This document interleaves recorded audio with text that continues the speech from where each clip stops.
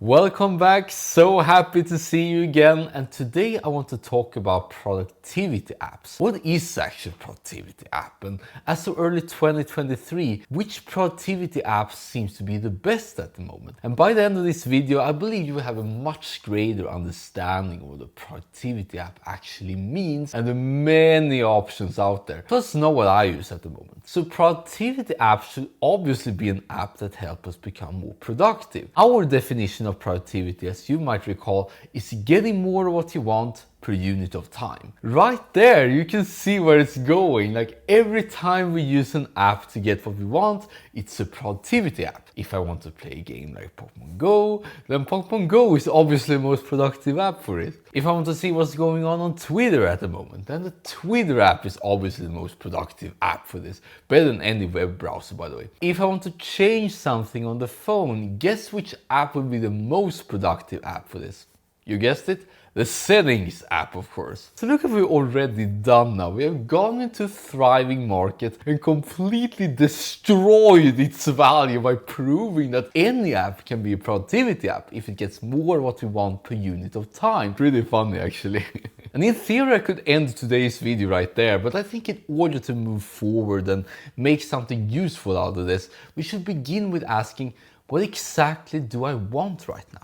And then pick the best apps for it. So let's come up with multiple reasons why we want to use our phone in the first place. And here are 15 examples I came up with in preparation for this video in sort of random order. 1. Knowing and tracking times to not get lost. 2. Being able to communicate with other people. 3. Look up any answer to a question right now. 4. Write down to not forget and feel more at ease, knowing that you can look it up when you need to. 5. Knowing what to do at any given moment and when to do it. Probably the most used application of productivity apps, by the way. 6. Knowing where we are from a geographical standpoint, where to go and also how to go. 7. Being able to listen to our favorite music, podcasts or audiobooks. 8. Being able to watch something, whether it's short videos, extremely short videos, movies, or watch text in form of books or articles. 9. Buy stuff. 10. Being able to relax and enjoy the moment. 11. Being able to solve math problems and deal with numbers in general, let's be honest. 12. Being able to translate between different languages. 13. Being able to check your home stuff like bills, money and other finances, as well as smart home. 14. Being able to check your work stuff. And 15, of course, having fun. The list goes on and on, but now you can see how many different things you want every day. And although I don't believe there is one single app for all of them, there is one app everyone uses that fulfills most of them, and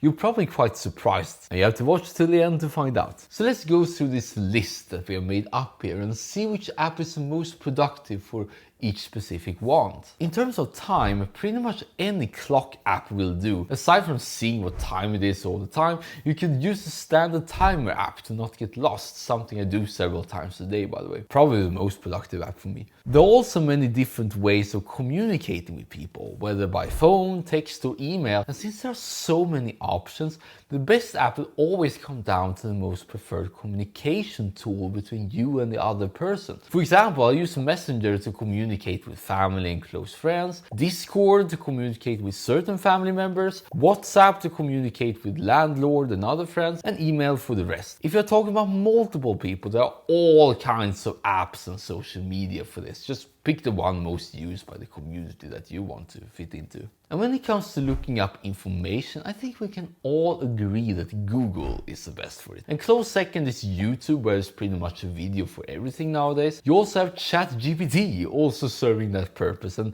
even if it's not its own app at the moment, you can save it on the home screen like this. Now we're into this territory that most people will call productivity apps, since they allow you to write things down and look them up later.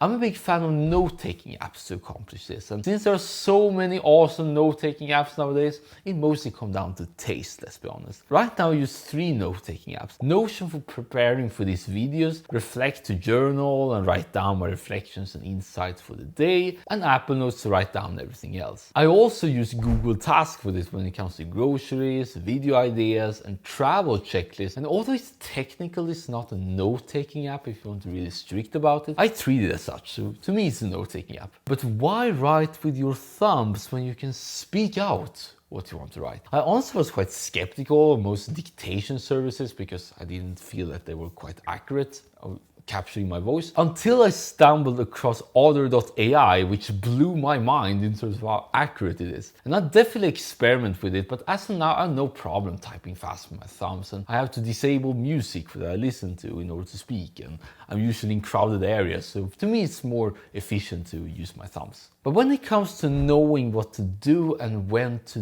do it, you can technically use note-taking apps for this too, but even better options are calendars and task managers. With a calendar you can see directly when to do what, and Task Manager gives you sort of a rough idea of what to do each day. I'm personally a big fan of Todoist since you can repeat tasks and easily input new ones for a specific date just by typing. But there are also many other options depending on what you like. My favorite calendar is just a basic Google Calendar with a built-in iPhone app. Boring, but it works. But sometimes we also want to know where to go, where we are, and Google Maps is a true lifesaver when it comes to that, literally in traffic. Every single time I'm at a new place, Google Maps is always there, and also when I'm driving, of course. If you're like me and don't own a car though, we need the public transport apps that are of course highly dependent on where you are, so there's no one size fits all for it. For both music and podcasts, I prefer Spotify, both because I'm from Sweden, but also because I simply like and trust the music selection. They also have all these podcasts I want, like The Game with Alex Hormozi, Build with Leila Hormozi, Human Lab, and Joe Rogan Experience whenever an interesting guest pops up there. For audiobooks, which I consume way more often than real books by the way,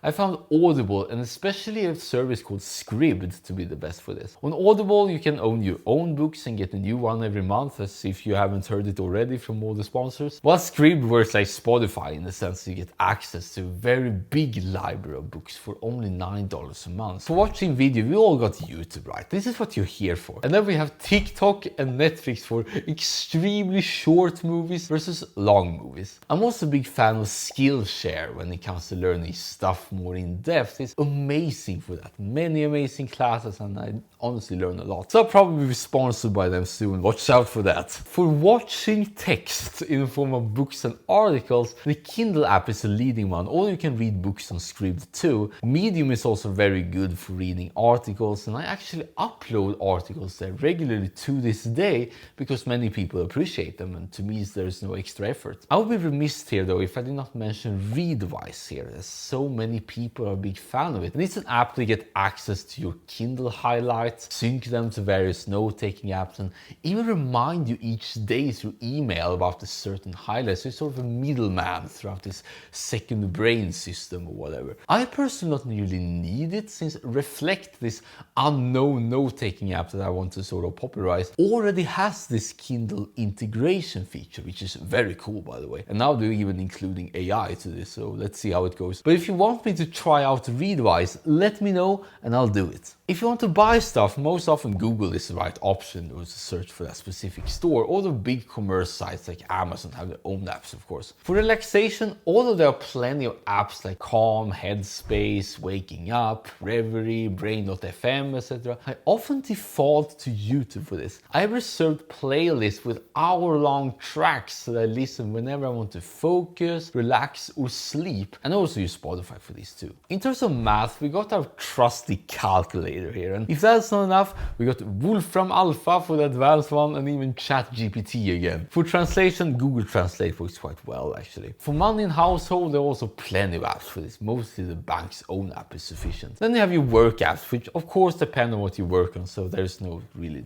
one size fits all there. Finally, we got having fun. Pretty much any app can be used for this, not only games, so it's all up to you. I personally have a lot of fun making videos for you and consuming videos via YouTube, so the previous mentioned app are my go-to for this. So all of these apps mentioned can be called productivity apps, since they give you more of what you want per unit of time. But as both you and I know, sometimes an app is not the solution to get the most work done. More often than not, it's about not being distracted by our phones all together, and this deserves its own video actually coming up in 2 days, so stay tuned for that. You might have seen now that you probably use most of these apps already and they seem kind of boring, let's be honest. But if you think from a long-term perspective, let's say 10 years, that's probably the time range that these apps have been around, it's usually the boring but very essential apps like Google and stuff like that that tend to stick around the longest because they simply work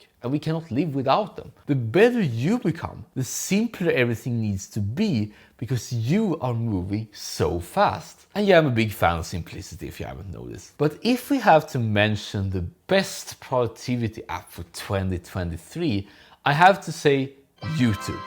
As you've seen, YouTube has many use cases and fulfills many strong wants. From looking up information, to learning stuff, to being entertained, to relax, all of that.